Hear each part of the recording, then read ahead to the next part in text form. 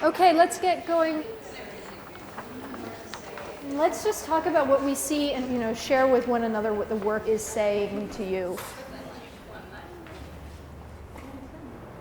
You found things to paint that are either familiar enough to you or seemingly blank enough to you, or idealized to openness, enough so that you can, I think, focus on some of the other stuff that you're interested in, like finding the magic hidden color behind a color.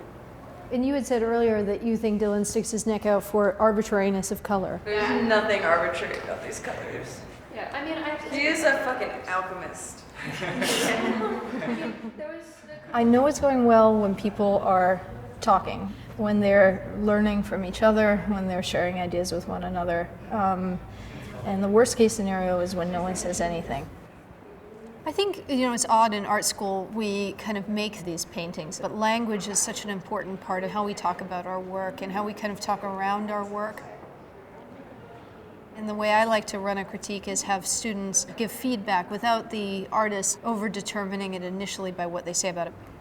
I always go into these saying I should talk less, but I love group critique and I end up talking a lot, so I'm going to try to not do that today.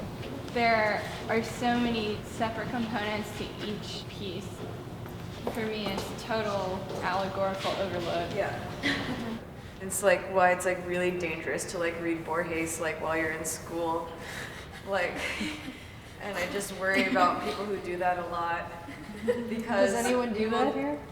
There's the Borges. Oh, really? There's a Borges contingent. A group critique is the moment when the control of making the work or conceiving of it and realizing it then kind of ends, and other people take it on as their own kind of experience.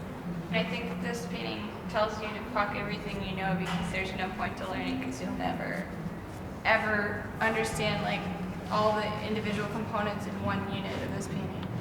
It's almost like testing the limits of moreness or something. And it's also like the limits of like. These students are much better artists than I was at this age, I'll tell you that. I was really tentative, I think, with a lot of what I was doing, and I just didn't have time or confidence to make work that I thought was worthy of group critique. I mean, I just remember always feeling like, oh, just give me a few years, I'll make something that's worth talking about, Don't waste your time on this. I think for us seniors who are starting to realize that the real world is coming, and I'm especially like holding on to critique as like the last, like, this is the last time that it's gonna be readily available to me. Every other opportunity like this to like experience so many people actually giving time to like look at work, like I'm gonna have to organize that in the future. I'm gonna have to seek people out and say, please come and visit my studio. It's also maybe the only sense of community that Cooper really has as a critique model. Yeah, if you want to. Yes. I wanted to touch them earlier, but I thought you'd get pissed. The first one's still wet, or else I would let you touch it. I mean, I was looking at these together, some of the colors and sort of like the delight in the paint, but I was thinking like, wow, if Dylan's are kind of more like music, I feel like Jenny's are much more like writing, because there's something emblematic with these shapes, but they're insubstantial in a way that writing is. Like they're not actually the objects. It's more of a signifier for an object or like a description. I didn't even see letters. How does she do this? It's so obvious, and yet it's so elusive. It's everywhere. It's everything in them. It's like so obvious once you notice it. The one thing that I'm really curious about is that this one on the far right sort of has a signature. But it's not your initials. Yeah. No, it looks like something was written on the bottom, but it just started.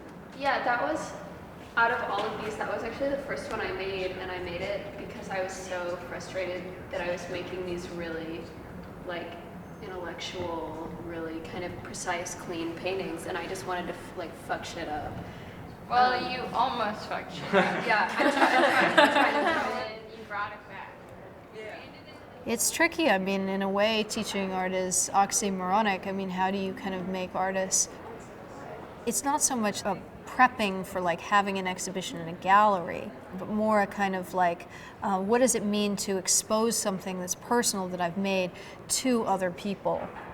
and that experience of looking at art is really pleasurable and really fun. And to do it as a group with people who are doing the same thing with you at the same time is ideal.